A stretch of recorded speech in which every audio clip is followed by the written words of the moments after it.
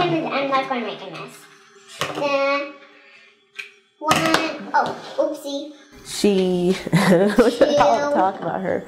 She's 4 years old. She just turned 4 in January. She's really a little outspoken little girl.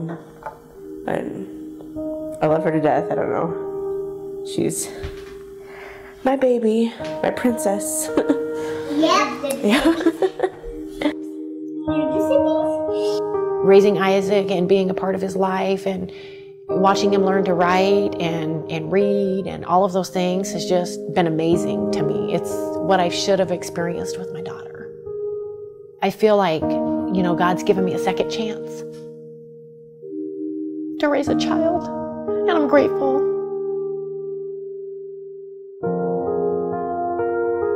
The stuff I'm doing now to try to be a mom, I can't make up anything. Can't make up time. I already know that. But I want to show them that, you know, we don't have to live that. It doesn't have to continue with my granddaughter, you know, or my grandson. It doesn't have to be like that. You know, so. I was 7. Like, I kind of like saw through the mosquito door or whatever that there was like cops outside, and so then when I went out there, she was just getting arrested and she was yelling at me saying that she loved me and, you know, like that kind of thing, and then that was it. That was the last time I saw her.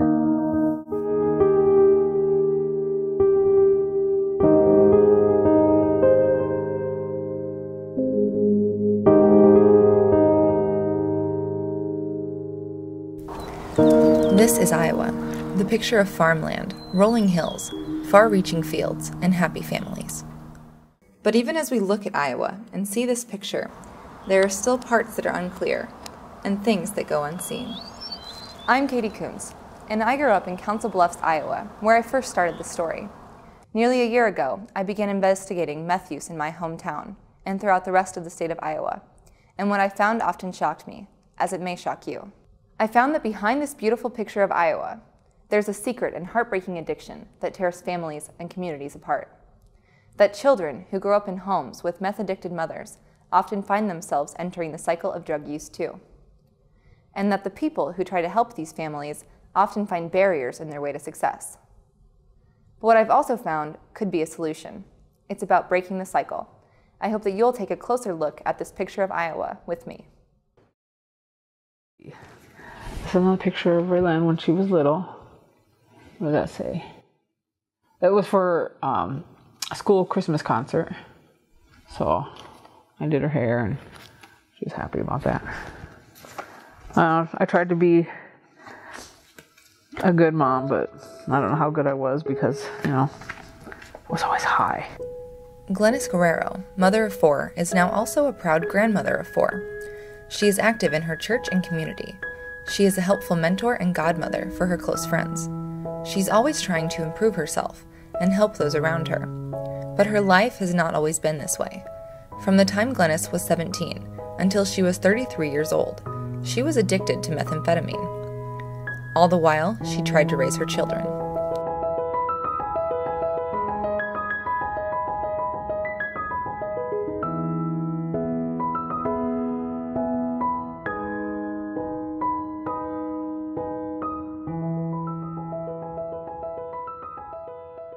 This is Wilhelmina when she was a baby. When she was, I think she was 2 there. But I think that was Easter because this is a picture of Ephraim and Wilhelmina in their Easter outfits. And I love this picture. Ephraim looks like he's nuts in it. But methamphetamine is one of the most highly addictive, chemically altering drugs available to Iowans. Its devastating effects can damage a user's mind and body forever. And it stopped Glennis from being the mother she wished she was. The same is true for her friend and fellow recovering addict, Lisa Rios, who struggled raising her oldest daughter because of her addiction too. I wasn't a very kind mother, you know, especially if I was waking up with a hangover kind of a thing. I think I was really short and probably mean. I wasn't really abusive per se. I never like hit her or anything like that, but I was not available, so I'm sure that did, you know, enough emotional damage. I don't remember a lot. Lisa and Glennis both saw their children removed from their custody during the deepest points of their addiction. Let's see. She was 8 years old, and this is the last time that Raylan and Dolores were able to see her. And then she got adopted. But I was still in jail, in prison. For Glennis and her children, Raylin, Dolores, Ephraim, and Wilhelmina, like so many Iowa families, the cycle of meth use meant sometimes losing contact with each other. So there's a couple of times we used to stay with my mom, but it would always end up her leaving us with her friends at her place, or her, like when I got old enough, with my little sister and my little brother Ephraim and Wilhelmina, but I would have to take care of them for days straight.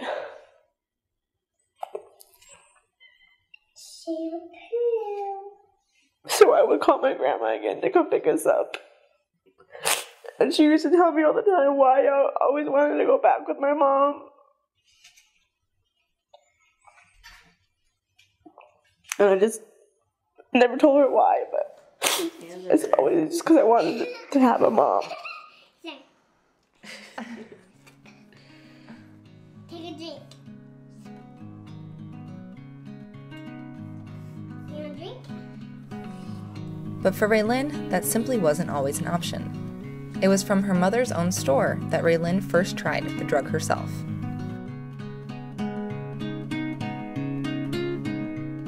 I didn't start using drugs until I was 13 or 14 years old, but I knew what they were, and I started to know what she was doing.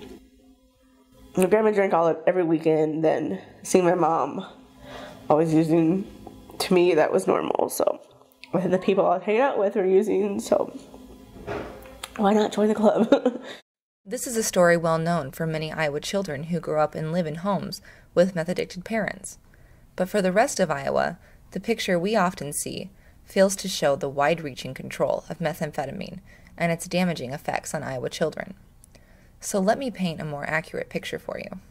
Methamphetamine is considered the drug of choice for the state of Iowa, which means that more than half of all of Iowa prison incarcerations are due to methamphetamine, and this number has only increased since 2009.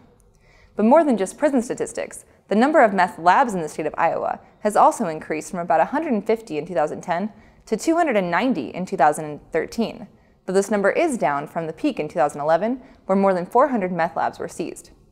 But still, even this data may be underreported, as these are only the numbers submitted to the Iowa Division of Narcotics Enforcement. But the picture is still incomplete. New data has shown that the number of Iowa children who are exposed to illegal drugs and who even have illegal drugs found in their own bodies has increased every year since 2008, culminating with more than 1,000 Iowa children testing positive for illegal drugs in their own bodies. Furthermore, the Iowa Department of Human Services shows that at least 110 of these incidents occurred because the child's own parent or guardian was manufacturing methamphetamine in the presence of their child last year. But the picture isn't finished yet, because some estimates suggest that hundreds more Iowa children are still falling through the cracks. For the state employees tasked with helping Iowa's drug-endangered children, the lack of resources can cause serious distress. You know, there's 35,000 people in my county. We remove, on average, anywhere from 10 to 30 children a month. You'd think at some point we'd run out of families. I mean, that's a lot of children being removed from their families. So I guess I think we have the manpower. I just think that we're just overloaded. Sorry, I lost you.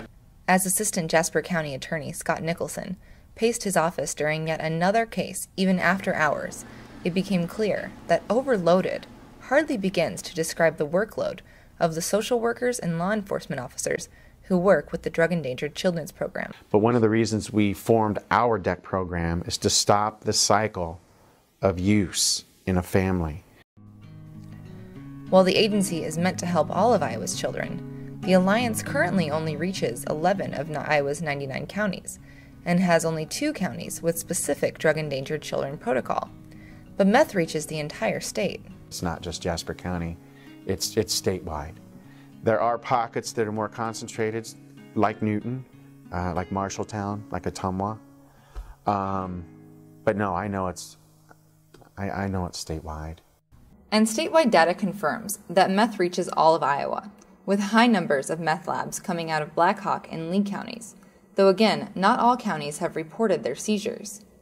But when a report is made, and the Iowa Alliance for Drug Endangered Children can intervene, these kids are separated from their parents and often taken to the Blank Children's Hospital, where they may meet a care provider like Jennifer Sleeter, who screens for mental, dental, and physical health concerns. We're lucky here in Polk County because there are a lot of resources for kids. However, there's so many rural areas in Iowa that there just aren't children, like children's psychiatrists or child psychologists or even therapists that are comfortable working with young children. So, especially in other areas, I just feel there's probably not enough resources for these kids. And when children are exposed to these dangerous chemicals, they face a wide range of physical and mental health risks. All the bad things that happened before the age of 18 impacted social, physical, mental health, as well as work performance, ability to learn, everything like that. Gladys Noel Alvarez is a licensed social worker, and she showed me that children exposed to meth may be neglected, abused, or otherwise traumatized. They see an increased risk in neurological damage, an increased risk for disease, and more often they see problems with social interactions and learning disabilities. A lot of times the kids, just from the secondhand smoke, a lot of times they'll have a lot of respiratory problems. So we see a higher number of ear infections and asthma. Obviously there's always a chance of fires and explosions when it's a lab situation, so we know that's kind of the worst case scenario. And again, the neglect is probably one of the big things. If they're not getting their immunizations, if they're not going to the dentist, if they're not having their regular checkups, a lot of times those are the things that we'll see with those kids.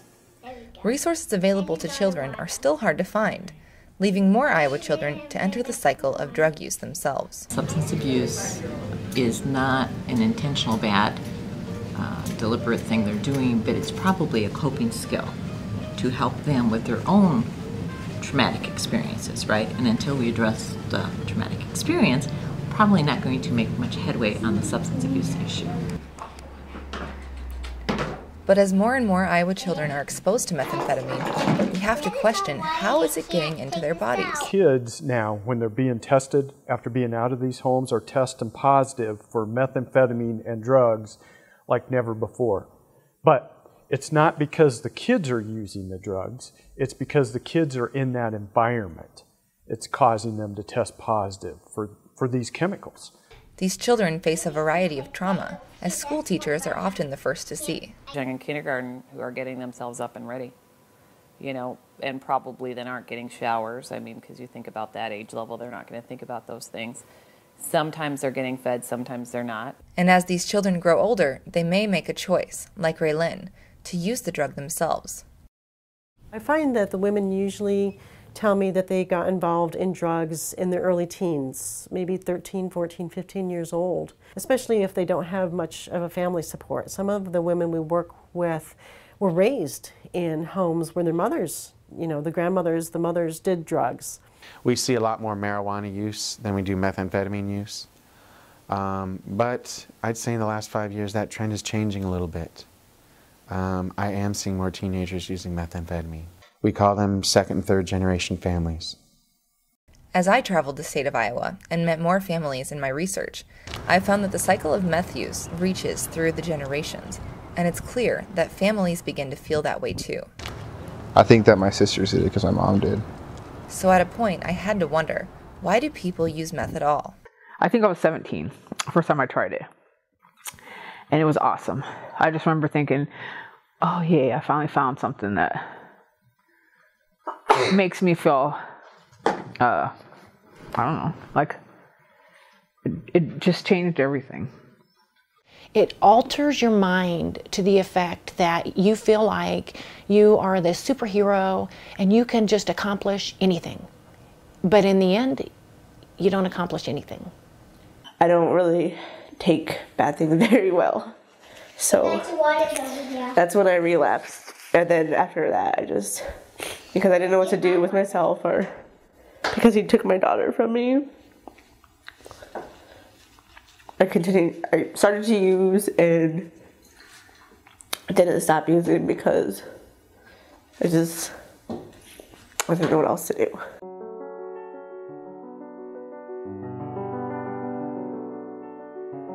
That superhero, amazing feeling that Lisa and Glennis discussed also helps explain why Raylyn might have used the drug when she was in a hard time. Most simply put, methamphetamine makes the user feel really, really good. It's a crystal-like drug that can be eaten, injected, snorted, or smoked. However it's consumed, it releases these pleasure sensors called dopamine, and according to some research, meth can release even 4 times as much dopamine as a drug like cocaine, and 10 times as much dopamine as sex. Experts say that this kind of dopamine release is not possible by normal activity, but the pleasure comes at a high cost. Meth will change a user's body and mind, and could destroy their family. And they took my daughter. And it's really a sick mind to think that you can parent somebody when you're under the influence of that drug. It does not, however, ever stop a mother from truly loving her children, but it's something so much greater than we are.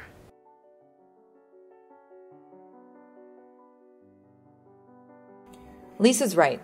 For so many Iowans addicted to methamphetamine, meth is stronger than their bodies and minds. Meth can permanently alter users' brain chemistry so that they may never have full use of their abilities to feel, learn, remember, or think straight again. Sometimes, if users stay clean for more than 1 year, some may be able to regain their brain functions, but others cannot. Meth also takes a serious toll on the user's body, keeping them up for days and then forcing a prolonged crash. Users may have scars, blisters, and sores, and they will almost certainly find themselves unavailable to their children. And as Iowans are increasingly using and cooking meth, we see more families break apart and more children traumatized. This is why the Drug Endangered Children's Task Force so often must step in. I have had times where I've had to go to a parent and say, it's time for you to choose between methamphetamine and your child. I have 2 other sons, yeah. Alex and Xavier. Over here. I miss them every day, but there's nothing I can do about it because my rights were terminated for them. And now that's why I don't want to do the same thing to my daughter, my baby, that I did to them. But while meth can break families apart, families can also be reunited.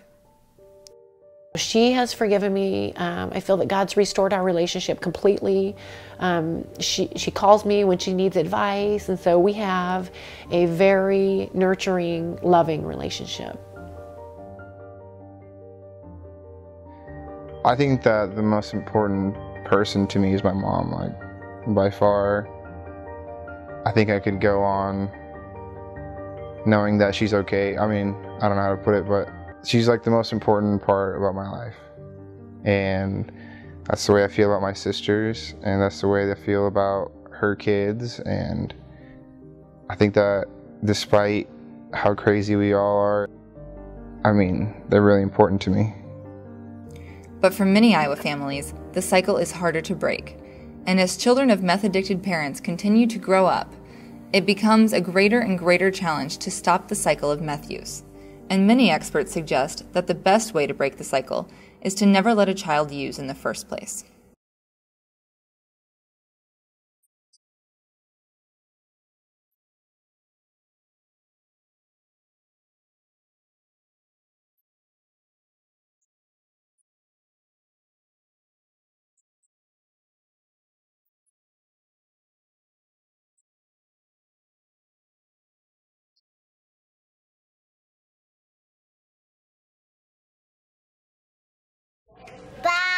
But for all those who work to break the cycle, there are more children who stay out of reach. The parents are exhibiting behaviors. The methamphetamine for some reason, it's concentrated in the Midwest very badly right now. But does meth have to have such a strong hold? Aren't there ways to help break the cycle? For meth users, perhaps the answer comes from within. I feel that I was delivered from that addiction, you know, because the desire was gone. Has it been gone the entire 10 years? No. But in those moments, I just thank God that I'm not who I was. I just say no. Just like the slogan that says, just say no, you know. It's hard maybe the first time, but when you're delivered, and you don't desire that at all. But for children, can they just tell a parent no? The DEC program that's what it's designed for, is the children. I know, some people think drugs are a choice. It's a choice people make. Well, what I'd offer to you is that's one thing, but the children, a lot of times, they don't have a choice. It's a community, it's a systems issue, and how the whole system, how the whole community responds to individuals, be that in a school, be that in juvenile justice, in the courtroom, in a mental health facility, wherever. Everybody needs to do that.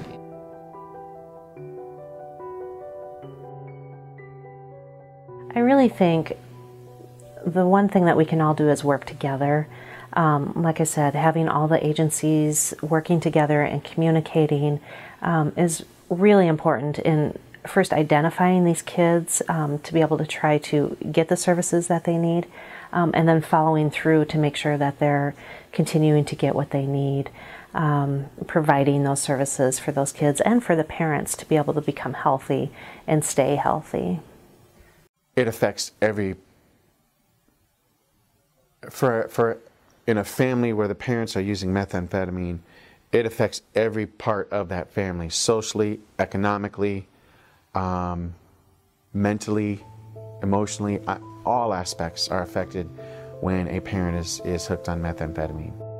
Yet despite this knowledge, Iowa communities have very few resources in the state. In schools, where most children expect to find help, the Drug-Free Schools and Communities program has been eliminated, first reduced by more than $300,000 between 2012 and 2013, and then reduced to $0 during fiscal year 2013. This reduction is largely attributed to programs like DARE, which many believed was unsuccessful, and were simply not replaced. And while it may not seem like funding is short, because schools and the Department of Human Services together account for about 2/3 of Iowa's total state budget, funding is still lacking where long-term child mental health care is concerned. And hundreds of Iowa children still fall through the cracks. As funding is cut in schools, it's also cut in local law enforcement training, leaving many wondering, what does the future hold for Iowa's children? And what does the future hold for Iowa? Maybe with a more clear picture, Iowans together can find a way to break the cycle.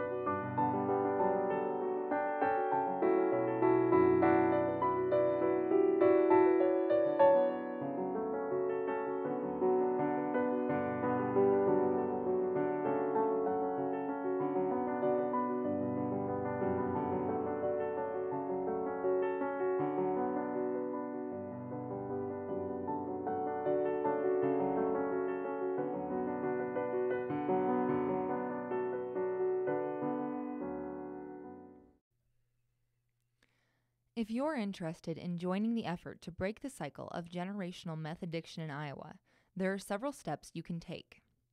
First, you can reach out to the Iowa Office on Drug Control Policy and tell them that a coordinated effort between schools, hospitals, social workers, and the police is important to you. During the making of this documentary, the state of Iowa operated the Alliance for Drug Endangered Children using funding from a federal grant.